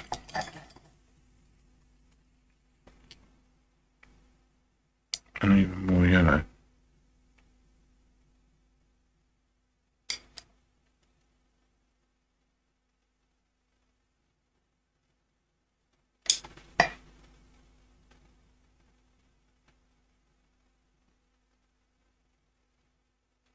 That looks pretty well.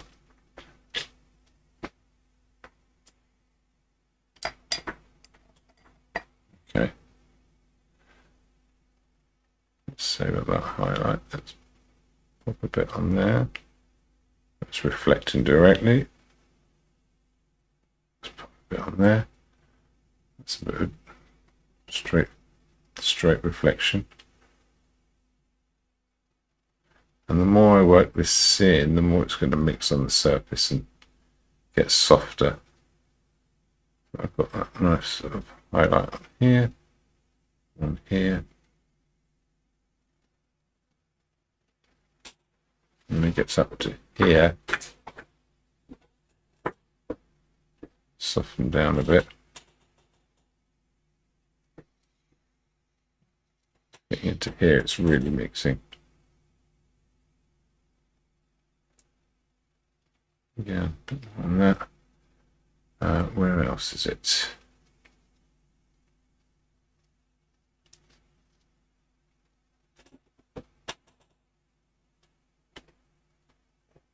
Okay.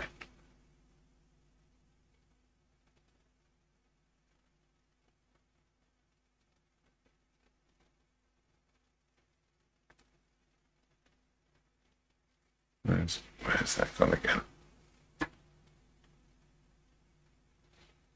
I think that's, oh, is that working?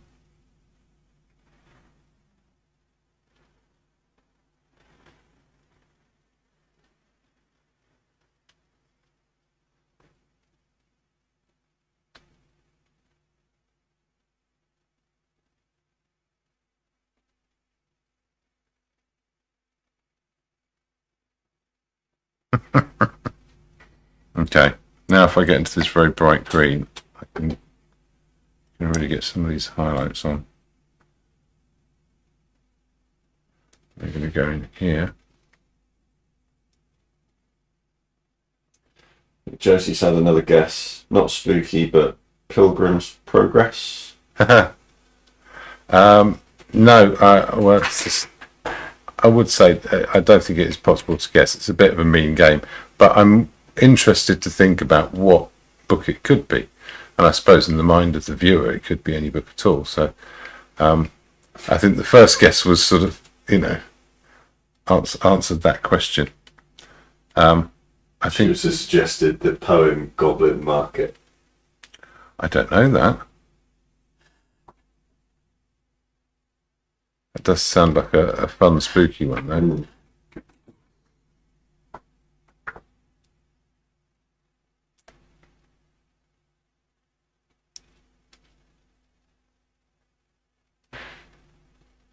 Right, okay. One of the ones I needed this for, the reason I mixed it in the first place, is because it's one of his front teeth.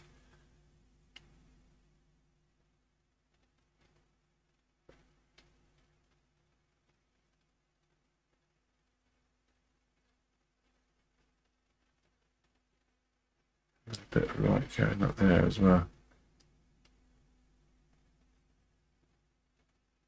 I actually can't remember who wrote it. I'll do a quick Google. That's one. Perhaps you could recite it for us.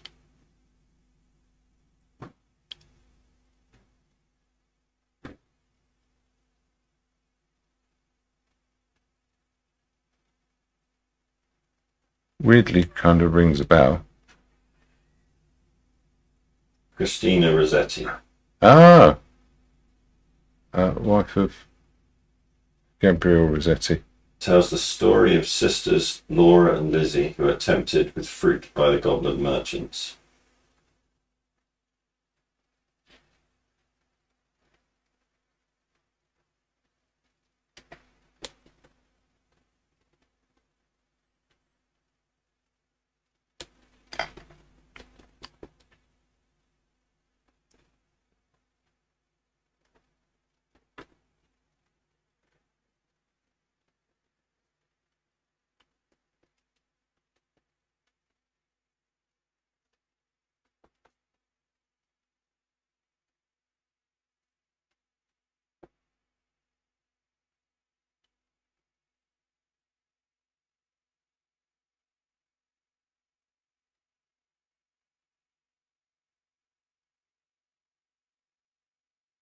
It's got a missing tooth. I think it's meant to come out, but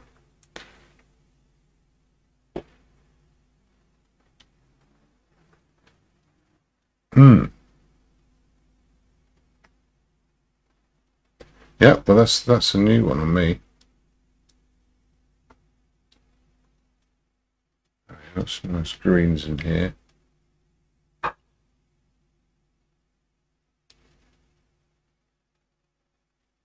Oh, and a few in there as well. That's quite fun. Okay, I'm overworking this now. Greens. Where else can this go? Doesn't matter. Okay. I've got some of these blacks and browns. I'll go with the brown first. Just soften down some of those shadows. And the darks will follow.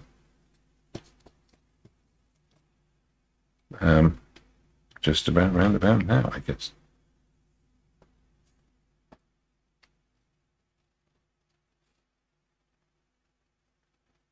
And particularly spaces like this.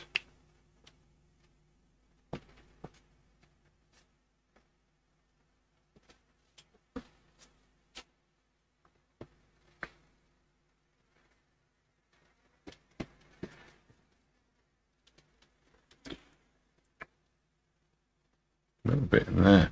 Oh, it's dramatic, isn't it?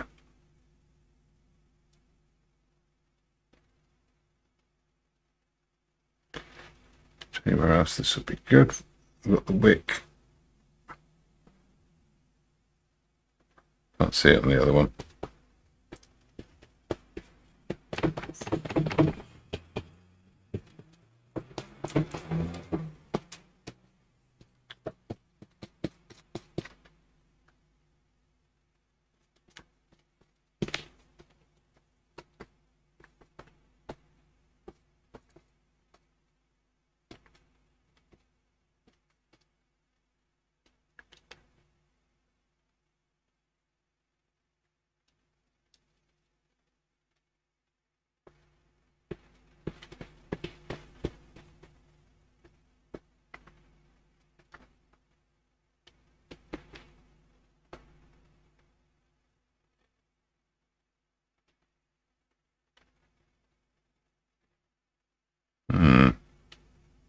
Not quite right. Fiddling. So next I'm going to get this green into the background, which is going to be a lot of fun.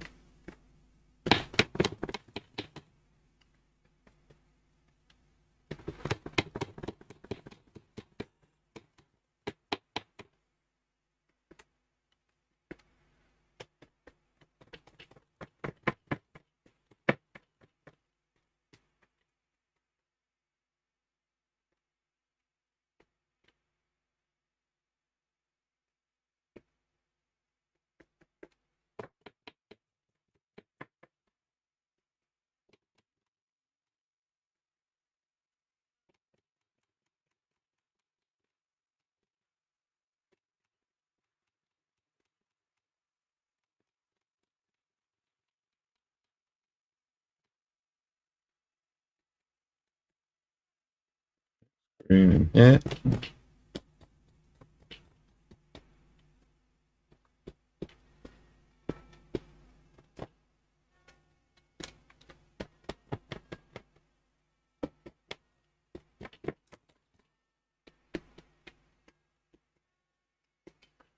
Our clock, but we've got 9 minutes for the 2-hour mark.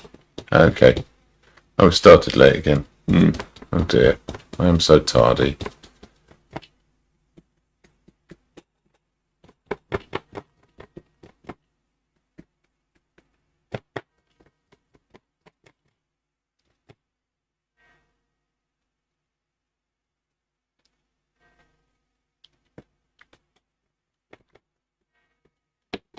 Right, I think that's pretty much there though. Start putting some of this green into the foreground. It's even more fun.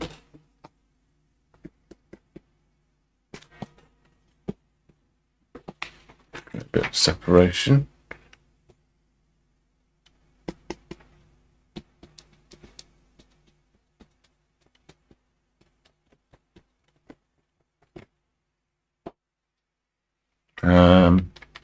What haven't I done?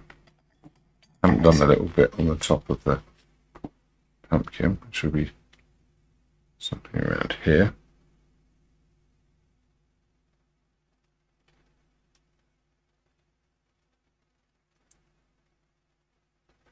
It's too much, isn't it? Put some red on the other side.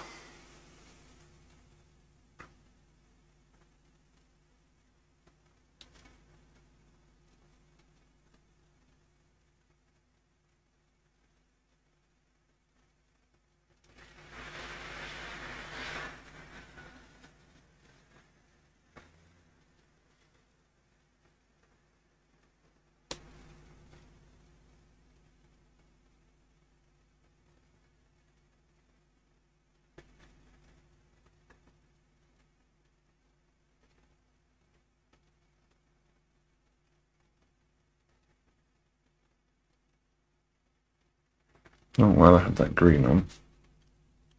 Whoa! There you go. That's far too much effort to pick up a brush. I have to try not to knock everything over on the way. There's my little highlight on my pumpkin. And someone says, thanks for a very entertaining evening. It's a great painting. Well, thank you very much. It was fun to do. There are still a few little bright highlights to go, but I'm going to go to this creamy colour. That off. Specifically thinking, I suppose, about titles for this one. Yeah, well, I could name it after the book, but I'm not sure that's wise, because the book is A Year in Gardening by Percy Thrower. Mm. So no one was going to guess that. I'm sorry, that was mean of me. But it was open on the... It's open on the Halloween page. October 31st. Yeah, once I've done this, we'll have a little look at what we meant to do in our gardens at that time. I'm sure it's some very useful and sage advice. You knew what he was on about, Percy. They wouldn't have had him on Blue Peter if he was some kind of jumped up charlatan. Full circle, we'll talk about mediums again. Not quite.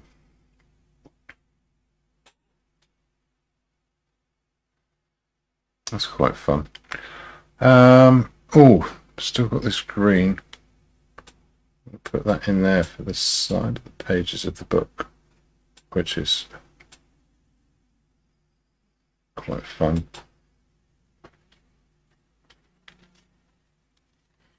Let's get some of these bright bluey highlights on there as well. But the title in some way has got to reflect on Tony's outing. Oh, he's not out, he's very much in the closet. It's all that Sodom and Gomorrah stuff scared the living daylights out of him.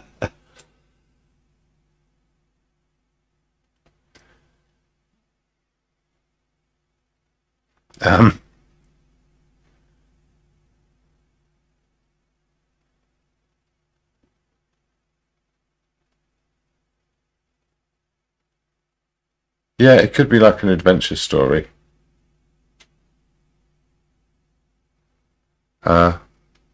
Maybe it should be Fall of the House of Usher, Edgar Allan Poe.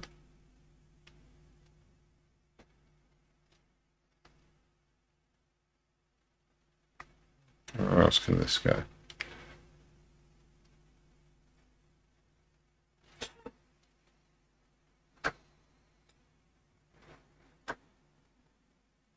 Oh, there's a highlight. There's a highlight I missed. I'm going to go and find it in a second.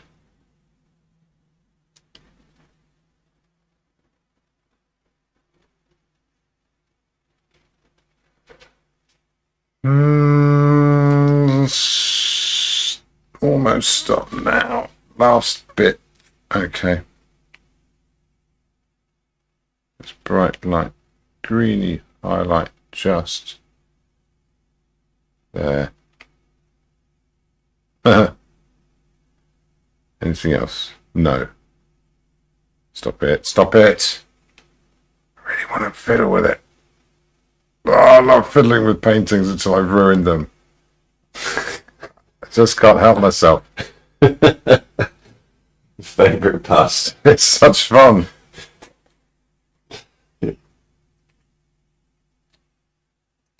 Chucking more stuff on the canvas till... Yeah, just keep going until it's wrecked. I'm going to shape that highlight there. And that's it. Anne Solomon says again, here in Holland we have no Halloween tradition, but people here are scary enough. Well, I know... Said on an English chat forum, I think. I know the Dutch have a reputation for being forthright, and I think that's something that people quite admire. Here, no, there are a few other little I bet Christmas is good over there, though. Well, chocolate sprinkles and everything.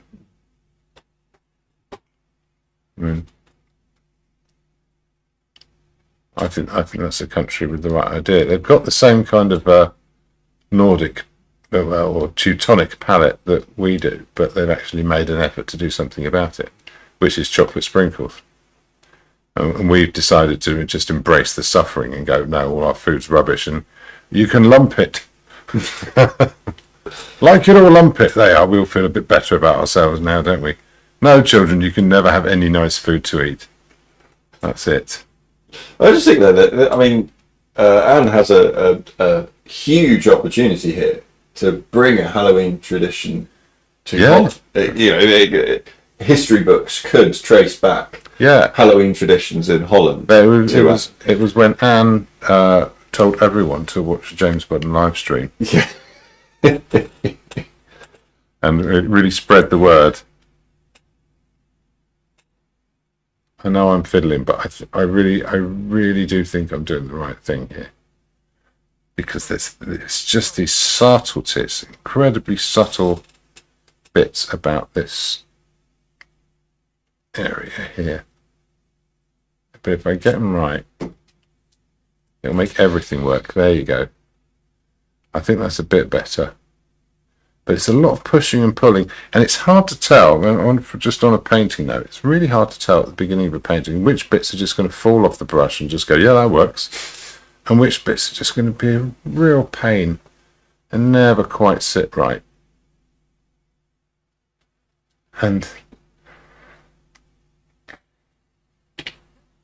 yeah, it's been a tricky one with this skull and this particular lighting. So I'm seeing all sorts of things now I wasn't seeing before. So I'm just giving myself the opportunity to try and... Okay, so that needs to be lighter. Well, there you go. You got a minute and 10 seconds up to the 2 hours. Why not just count me down? I mean, I'm not serious. Didn't mean that.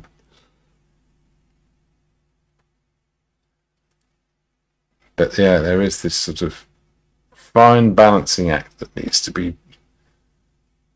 be done in order for stuff to work. I think that's better now. It certainly looks quite a Halloween-y sort of skeleton. It looks like a scary one with his weird sticking out teeth and all that kind of stuff. And visually, it feels like I've been accurate, and yet it doesn't quite sit. And I think some of that, I just got to soften stuff down, make it less obvious so you don't really look at it. That doesn't work. I'm going to go back in with some of these darks. See if I can make them work.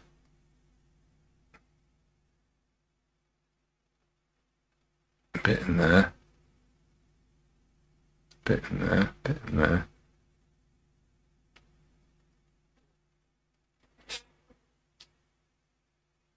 Let's try that again.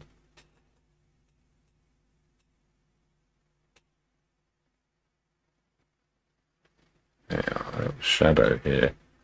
So if I had time, I'd probably scrape this back and go at it again. But that wouldn't be in the spirit of what I'm doing here with the live stream. So, there we go. Let's get all the way to the yellowy, creamy one over here. Pop in all of those shapes.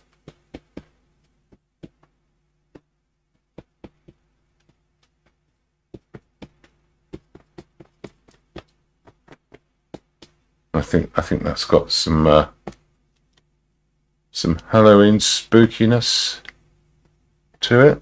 What do you think, Graham? I really like this. It captures the mood lighting that you've got going on with it. The flames on the candles look incredible. The 4 lighting sources is a challenge. Yeah. And I personally think that the skull looks fantastic. You're very kind.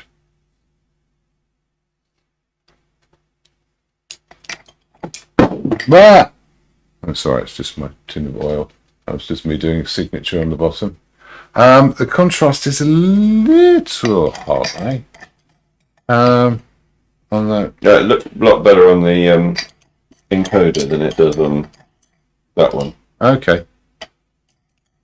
That's interesting. Yeah, I mean, the other thing was the really, all those light sources means that the source material is very hard to tell what's going on. So can we adjust the, let's go to the webcam settings? Wonder which one? Oh, just for this camera here. Yep. Hopefully I'm on the right one because we've got 2, haven't we? Try that one. What would you like to change? Let's just try and do a reset. Does it do anything? Or take the gain down or the exposure down? It's not allowing me to go into that, but I might have to switch it to manual. Anyway, don't worry about it too much. And no, I'll tell you what. No, forget that. Let's move the source material out of the way and make the. Actually, no, it doesn't make any difference. It's going to say make the other one bigger. Let's have a look. If you keep it in the. But if I do this, you can see a bit more what I'm looking at. And then if I move across like that. Oh, I tell you what you could do. No, if you keep it in that position, so I could move this one out of the way. No. Yeah. Oh, yeah. And then this we can open up. Yeah. And go like that. Ta-da! How about that? All done. That's exactly what I was thinking. So we've got Skinflower Music who says, late to the party tonight, but feeling like I've joined at an awesome moment. This looks amazing. The way you capture the light, especially at open flames, is truly inspiring. So you can see how green the light source is. And I've got my red lamp around there. And then I've got these 2 candles, which it's almost impossible for a camera to get really close. Even then, it won't do it. It just won't play, will it? Yeah, so there is a live subject matter. If I get in here, we're getting really close.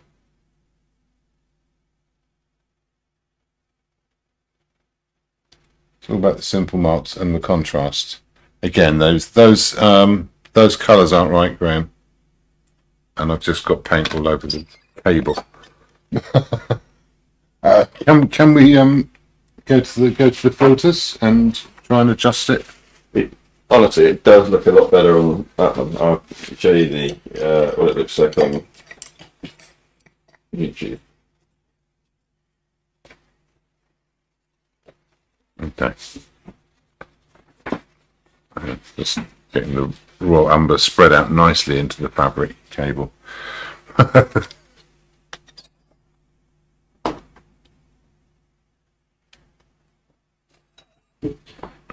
Looks like live. Right, okay. Yeah, it's good. Let's have a look closer at this. So there's my skull. I mean, that's not really what I'm seeing. That contrast is too high. But there's interesting parts to it. Steve Henderson says, looks great. everyone's been very kind. I've had a bit of a battle at times with this one, but overall, I'm pretty happy. And just as a epilogue,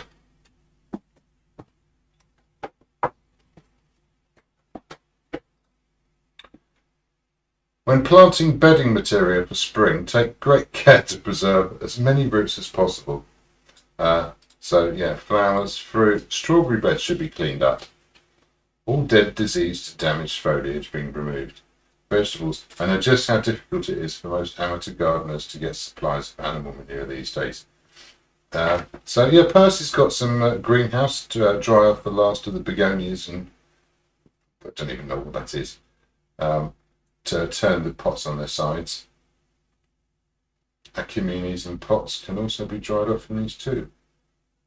So that's your basics of what you need to do with your garden. If you wanted to wonder what Percy Thrower's gardening gear said at this time, and there is a little bit at the end about making a pentagram on the lawn with Roundup to summon demons to help you with turning over the veg patch. But we'll get into that next time.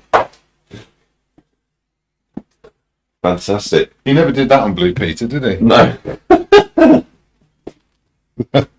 No, it'll scare the dog. Brilliant. Thanks So so much. that's going to be up in Bean Shop tomorrow. Yes. Removal of, I can't remember which one. Is that the oranges? That's Oranges is falling off the end. Yeah. So we'll have Alexander, Paul, a pink dolphin, and a skull. Yeah. Amazing. And maybe more Halloween mayhem next week. Yeah. Perhaps we could get whoever's sitting to, If we could get a few people and have a seance, that'd be quite fun. Yeah, that'd be good. Yeah. Like that idea. Brilliant. Anyways, thank you very much, everybody. Cheers for joining in and for comments this evening. It always helps, always makes things better. So. See you